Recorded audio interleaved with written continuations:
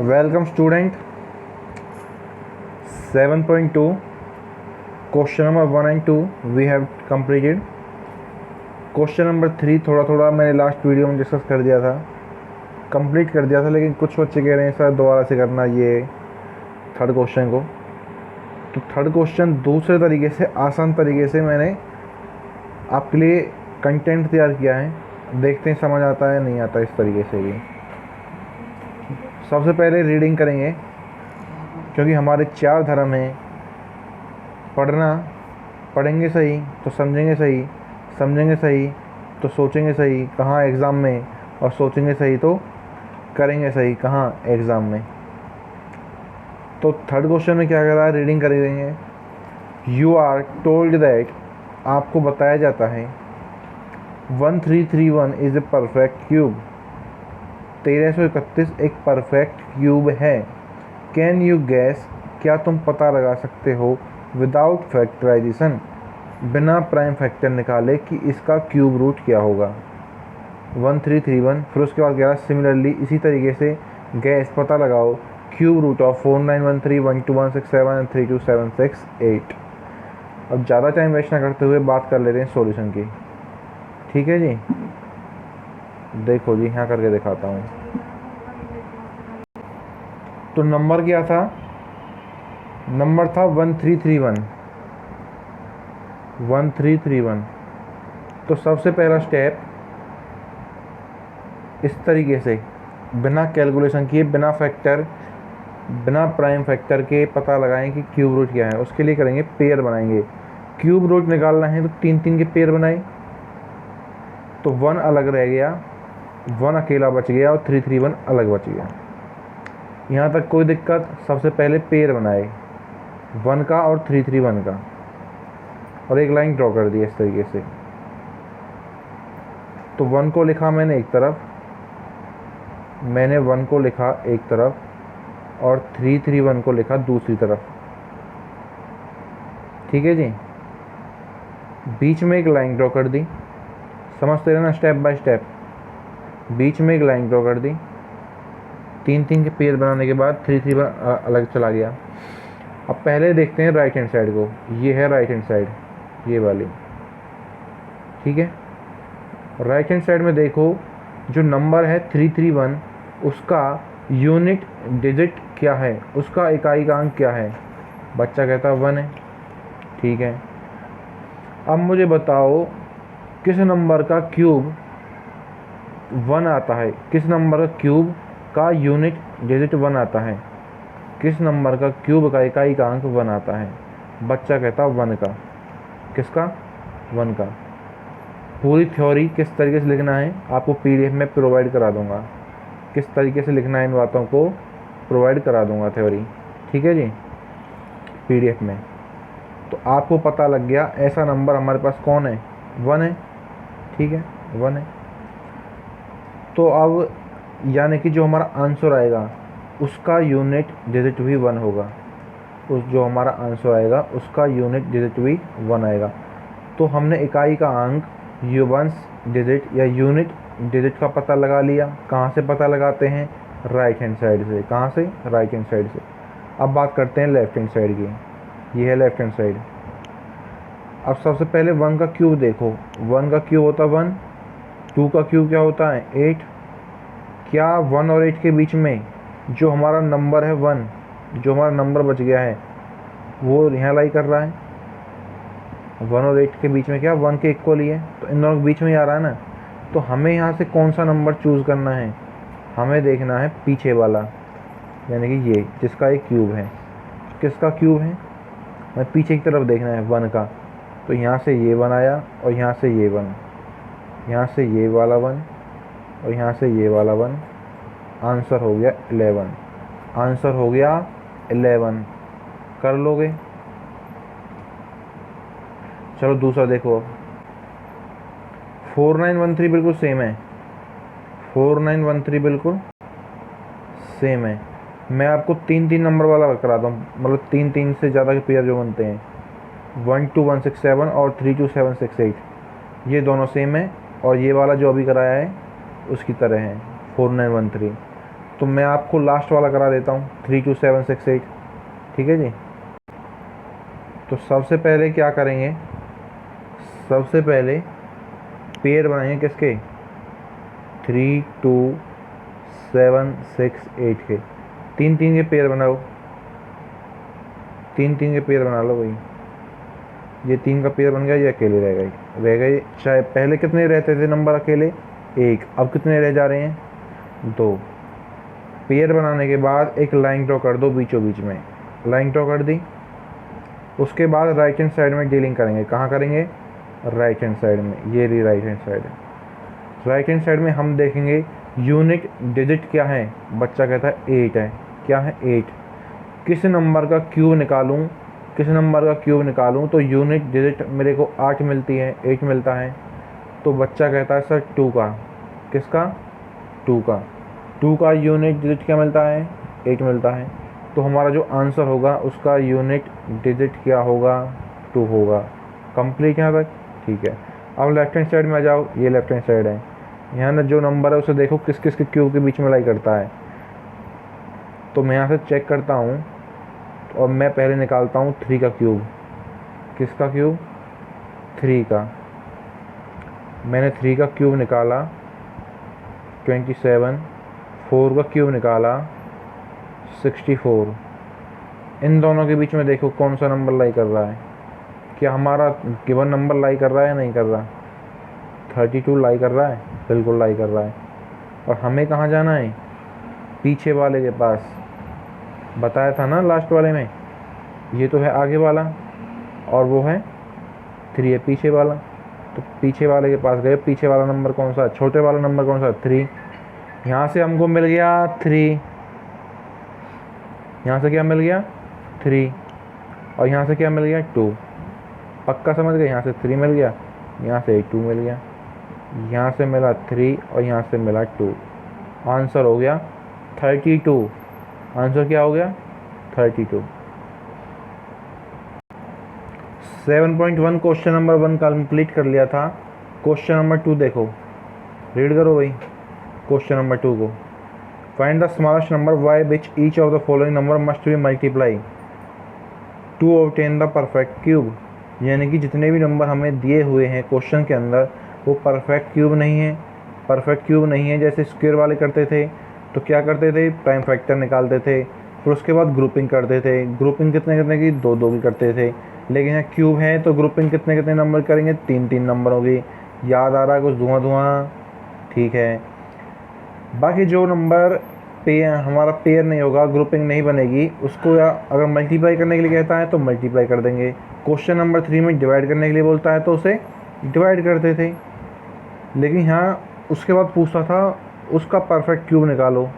Multiply या divide करने के बाद स्क्वायर वाले एक्सरसाइज में 6th चैप्टर में पूछता था कि उसका भी परफेक्ट स्क्वायर निकालो। लेकिन यहाँ नहीं पूछ रहा है ऐसा कुछ भी, यहाँ अलग से एक लाइन नहीं लिखी हुई है वो। दैट्स वाई हम केवल वो नंबर निकालेंगे और उसके बाद छोड़ देंगे, यानी कि हमारा आंसर वहीं तक कंप्लीट हो जाएगा।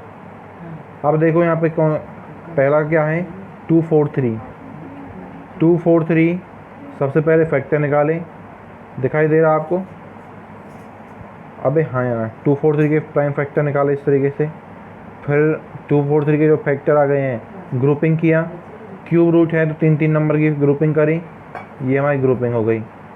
3 यानी कि ये 2 3 रह गए। क्यों रह गए, क्योंकि हमें 3 नंबर चाहिए थे, 3 बार 3 चाहिए था, 3 टाइम 3 चाहिए था।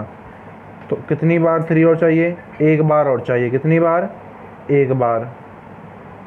तो हमें कितने से मल्टीप्लाई करना पड़ेगा, 1 बार 3 से मल्टीप्लाई करना पड़ेगा। हो गया। एक और देख लो, 256 है, प्राइम फैक्टर निकालें। प्राइम फैक्टर निकालने के बाद ये आ गए 2 आया है, कितनी बार आया है, 8 बार। तो हम करेंगे ग्रुपिंग, कितने कितने नंबर की, 3 नंबर की। सबसे पहले जब हमने ग्रुपिंग करी तो एक ग्रुपिंग कंप्लीट, दूसरी ग्रुपिंग कंप्लीट, ये रह गई। यानी कि एक 2 की और जरूरत पड़ रही है, 1 बार 2 की और जरूरत पड़ रही है, तो किससे मल्टीप्लाई करें, 2 से। हो गया। PDF मिल जाएगी, टेंशन मत लेना। इसी तरीके से 72 है, फिर आगे 675 है, नेक्स्ट 100 है। इसे देखो थोड़ा सा, जब आपने 100 का प्राइम फैक्टर निकाल लिया होगा, मैंने निकाला हुआ है, 100 के प्राइम फैक्टर आ गए, ठीक है जी। अब यहाँ पे जब फैक्टर आए हैं फिर हमने देखा कि यहाँ पर पेयरिंग हो ही नहीं रही, ग्रुपिंग बनी नहीं रही, ना तो 2-3 बार है, ना तो 2-3 टाइम्स है, ना ही 5-3 टाइम्स है, ना तो 2 की पेयर हो रही है, ना 5 का पेयर हो रहा है। तो हमें 2 का पेयर कंप्लीट करने के लिए एक तो 2 से मल्टीप्लाई करना है, एंड 5 की ग्रुपिंग कंप्लीट करने के लिए 5 से मल्टीप्लाई करना है, यानी कि 2 से भी मल्टीप्लाई करना है, 5 से भी मल्टीप्लाई करना है, ओवरऑल हमको 10 से मल्टीप्लाई करना है, ओवरऑल हमको 10 से मल्टीप्लाई करना है। तो वह नंबर जिससे 100 को मल्टीप्लाई करें कि हमें परफेक्ट क्यूब मिल जाए, वो कौन है? 10 है। लैंग्वेज आपके सामने लिखी हुई है, ठीक है। क्वेश्चन नंबर 3 कह रहा है स्मॉलेस्ट नंबर निकालो। ये परफेक्ट क्यूब नहीं है, ये परफेक्ट क्यूब नहीं है।